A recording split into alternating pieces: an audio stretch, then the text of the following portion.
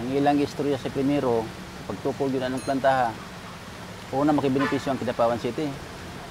Na pag kuha na operasyon, di man Kidapawan City naguna.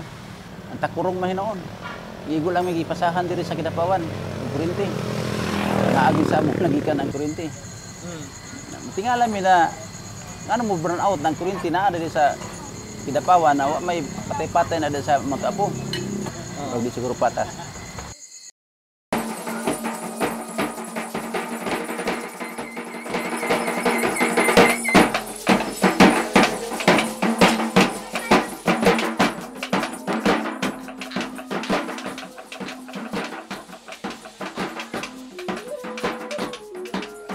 Mount Apo, the highest peak of the Philippines, found in Kidapawan City, province of North Cotabato in the island of Mindanao. Mount Apo is operated with 2 geothermal plants from the steam of volcano, contributing 104 megawatts of energy to the national grid. But despite host of geothermal energy, they are the worst hit by power crisis in the first quarter of 2012, suffering 8 to 10 hours of power cuts every day. Ang brownout dako epekto sa among pareho na negosyo namo na siyap.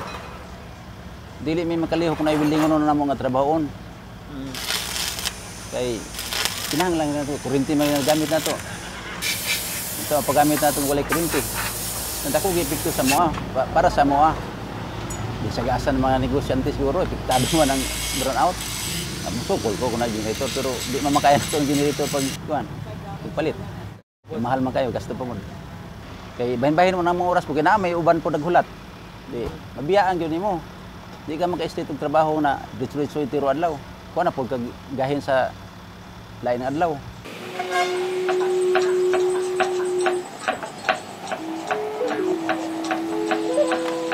Tinamaan talaga. Siyempre, from using the electricity, pag nagkakaroon ng serye ng brownout, kailangan naming bumili ng certain amount of crude oil or fuel para mapagpatuloy natin yung ating serbisyo sa taong bayan. As you know, ang ating radio station hindi pwedeng mawala on air, especially sa these times na kailangan nating maiparating sa mga mamamayan ang sitwasyon ng enerhiya, power crisis, and brownouts dito sa amin. So, sinabayan ng aming station yung oras ng pagkawala ng kuryente sa hapon. Hindi kami pwedeng mawala sa early morning and then sa umaga dahil marami talagang mga tagapakinig ang sumusubaybay sa atin.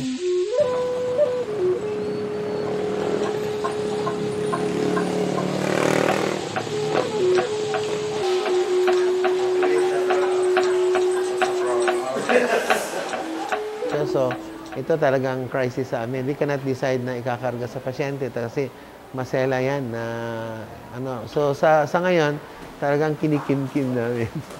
Talagang medyo hirap. We were thinking na ipapasa sa pasyente pero that would be the last recourse.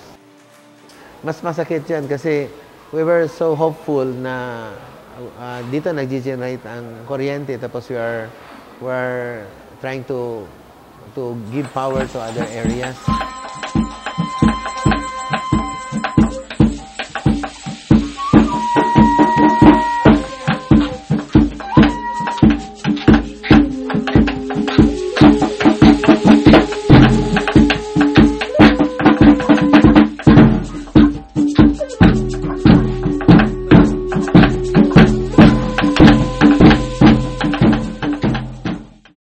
Walang bagong planta nang pumasok sa atin. So that plant ngayon, ang kapasidad ng planta, because of the growth sa Mindanao ngayon, nagkakulang na ang supply ngayon ng kuryente.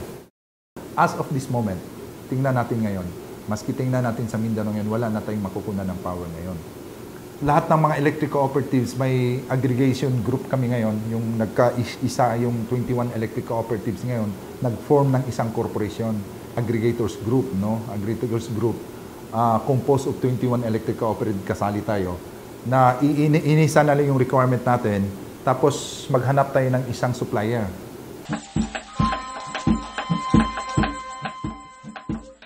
Cost-oriented groups claim there is no power crisis in Mindanao.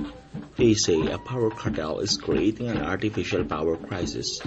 The cartel allegedly wants to compel local cooperatives to buy power from much more expensive private power barges. Energy officials deny the claim.